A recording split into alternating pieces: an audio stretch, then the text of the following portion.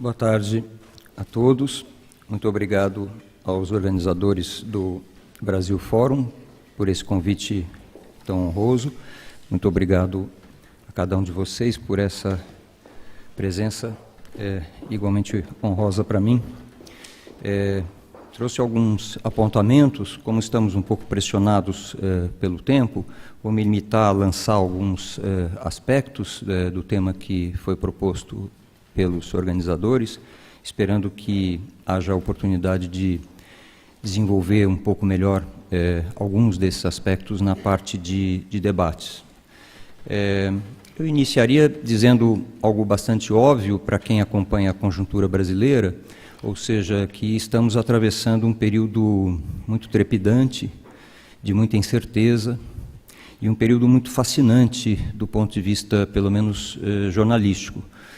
E também do ponto de vista de quem trabalha com história. Não sei quantos de vocês estão estudando história ou têm formação nessa área, mas sendo a história uma espécie de prolongamento do jornalismo no tempo, acho que essas duas disciplinas se mostram especialmente interessadas diante do que ocorre no Brasil neste momento. Depois de 2 décadas de relativa estabilidade e até, eu diria, de previsibilidade em termos de evolução econômica, política e social, o Brasil está atravessando um período de muito tumulto, de muita incerteza, sob a garantia, no entanto, a meu ver, de que as instituições democráticas têm funcionado de maneira, eu diria, irrepreensível. É um período fascinante para quem acompanha, para quem está atuando em jornalismo, como eu disse, mas é também, evidentemente, um período muito preocupante, não é? Nós estamos vivendo uma das piores recessões da história moderna do Brasil. Se considerarmos o período dos anos do ano passado e deste ano, que ainda não findou, tudo indica que a queda do produto econômico, do produto interno brasileiro, seja a maior desde o pós-guerra, e é fácil imaginar as consequências devastadoras que esse processo acarreta do ponto de vista não só econômico, mas também em suas implicações sociais. Eu destacaria desde logo um ponto que mantém viva uma controvérsia, a saber, teria havido um golpe de Estado no Brasil. Eu vi aqui nos corredores da escola como essa polêmica continua acesa, e não gostaria de me furtar comentar rapidamente esse aspecto. As pedaladas fiscais, que foram a razão alegada para o impedimento da presidente Dilma Rousseff, constituem fraude orçamentária e, nessa medida, são um motivo capitulado tanto na Constituição como na lei específica para impedimento presidencial. De modo que me parece equivocada a ideia de que o impeachment ocorreu sem que houvesse nenhuma motivação legal para tanto. A lei específica que rege essa matéria, como muitos de vocês saberão, é uma lei de 1950, e vale talvez mencionar que ela foi composta às pressas diante da eleição pelo voto direto do então presidente Getúlio Vargas. Havia um forte receio em setores da opinião pública e da opinião política do Brasil de então, de que Getúlio Vargas, uma vez eleito pelo voto popular e retornando ao cargo supremo do Estado, pudesse novamente tentar um golpe de Estado, como fizeram em 1937, convertendo-se em ditador. De modo que a lei de 1950 é uma lei que prevê múltiplas motivações para o impedimento presidencial. E essa lei foi recepcionada pelo Supremo Tribunal Federal, se não me engano, em 2002, de modo que, do ponto de vista da Constituição de 88, esta lei é considerada uma lei perfeitamente válida. E essa lei estipula, quem teve a ocasião de ler esse documento legal constatará isso com facilidade, essa lei estipula dezenas de razões pelas quais um presidente brasileiro pode ser impedido. Inclusive razões que me parecem muito pouco definidas do ponto de vista legal. Por exemplo, faltar para com o decoro no exercício do cargo é motivo suficiente para impedimento presidencial no Brasil. Então, é uma legislação, digamos, bastante tolerante ou bastante permissiva no que diz respeito a contemplar hipóteses suficientes para impedimento do presidente. Ao mesmo tempo, me parece que a razão alegada para o impedimento, a fraude orçamentária, é um motivo fraco. Me parece que constitui uma tecnicalidade, é difícil para a maioria da população compreender a natureza dessa falta ou desse delito, e o governo deposto, naturalmente, tinha razões para alegar uma situação equivalente a um estado de necessidade ao adotar as pedaladas, né? Alegou o governo deposto que outros governos haviam recorrido ao mesmo expediente orçamentário, embora não no volume com que o governo Dilma Rousseff o fez, e alegou-se também que esse expediente tinha sido adotado com o objetivo de atender certos pagamentos de natureza social que seriam inadiáveis.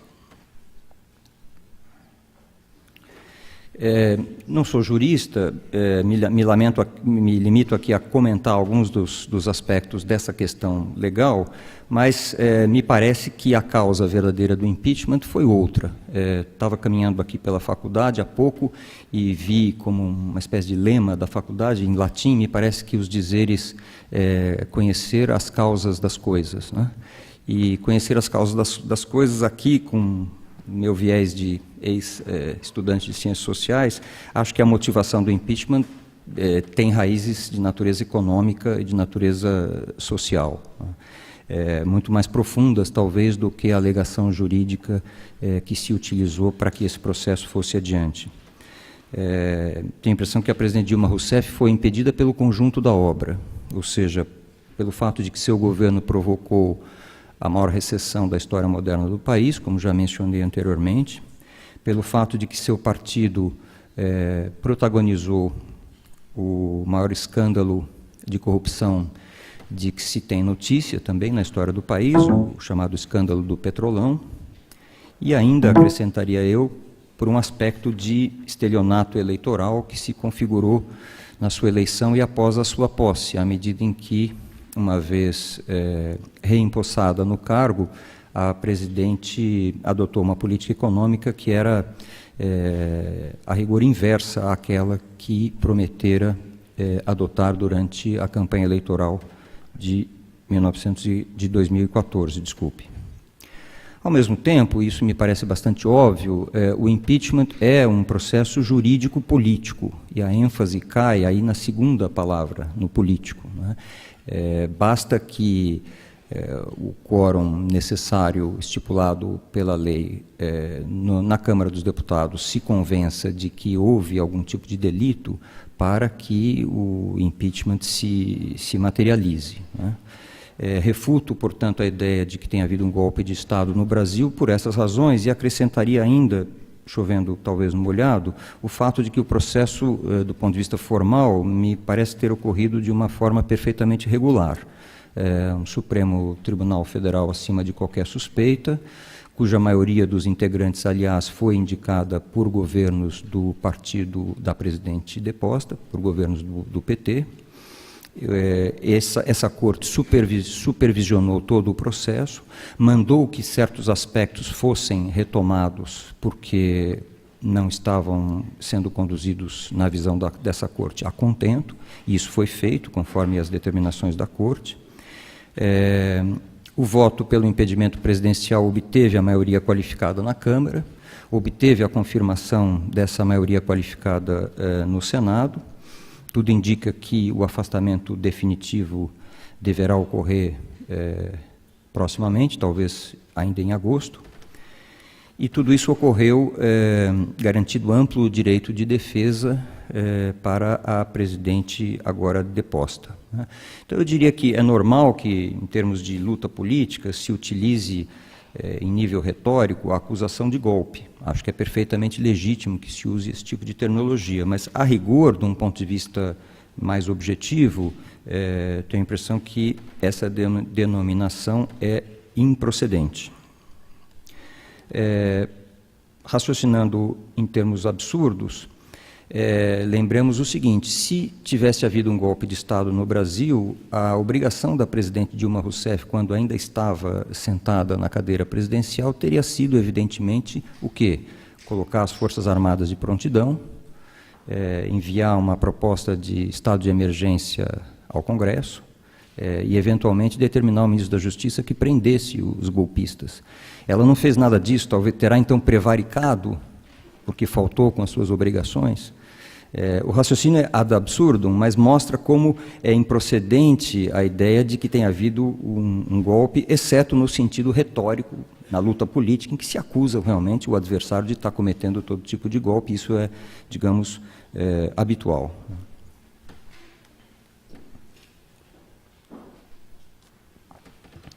O segundo aspecto que eu comentaria é propriamente o aspecto da mídia, né? Evidentemente, não tenho procuração para falar em nome da mídia brasileira, do conjunto dos meios de comunicação no Brasil. Há diversos veículos no Brasil, eles têm posições que não são necessariamente coincidentes. Existe, a meu ver, diversidade na mídia brasileira, felizmente, talvez não tanta diversidade como seria desejável, mas acho que existem nuances e diferenças entre os diversos veículos. Eu falo, na medida do possível, pela Folha, né, pela Folha de São Paulo, que foi um jornal que procurou fazer uma cobertura crítica de todo esse processo, né? Nós costumamos dizer na Folha que a nossa linha editorial se resume, ou pode ser condensada, numa perspectiva de se procurar fazer um jornalismo que definimos como crítico, apartidário e pluralista. E é o que temos procurado fazer com nossas limitações e nossos defeitos em relação a sucessivos governos. As pessoas que têm mais idade se lembrarão, talvez, de como a Folha foi bastante implacável, até impiedosa em certos momentos, na cobertura crítica em relação aos governos tucanos, né, quando o presidente era Fernando Henrique Cardoso. Procuramos manter esse tônus igualmente crítico no período do presidente Lula e da presidente Dilma, e estamos empenhados em manter esse mesmo grau de fiscalização, de cobrança, de interpelação em relação ao governo interino, até porque acreditamos que o papel da imprensa é um papel essencialmente inquisitivo, de interpelar, de questionar, de problematizar as decisões das autoridades constituídas. Ao mesmo tempo, acredito que a maioria da mídia, dos meios de comunicação no Brasil, se colocaram, de uma forma ou de outra, a favor do impeachment, embora apenas alguns deles, oficialmente, em termos de editorial, que seja de meu conhecimento apenas o jornal Estado de São Paulo se manifestou explicitamente em editoriais a favor do impedimento presidencial. Essa não foi a posição, por exemplo, da TV Globo. Também não foi a posição da revista Veja, surpreendentemente, embora o noticiário da revista Veja seja, como a gente sabe, um noticiário bastante engajado numa posição, eu diria até antipetista, né? Mas, como eu disse, há nuances, há diferenças entre os diversos veículos, e isso me parece que é muito bom. No entanto, a mídia refletiu, como não poderia ser diferente, a posição da maioria da população. Numerosas pesquisas publicadas nos últimos meses mostraram que pelo menos 2/3 da população brasileira apoiavam o impedimento da presidente Dilma. É bem verdade que 1/4, cerca de 25% das pessoas, se manifestaram sempre fiéis à presidente Dilma. E esse 1/4, sem dúvida, constitui uma parcela expressiva e influente da nossa sociedade. E quero crer que o ponto de vista representado por essa parcela minoritária também figurou nas edições dos principais veículos de informação no Brasil ao longo desses últimos meses. Tenho eu próprio várias críticas ao desempenho da mídia, tenho procurado ao longo da minha trajetória profissional estimular uma atitude de autocrítica da nossa parte, nós como jornalistas, e posso me estender a respeito dessas críticas quando nós estivermos na parte das perguntas e dos debates. Por ora, a título de colocações iniciais, era o que eu gostaria de dizer, agradecendo muito a atenção de vocês.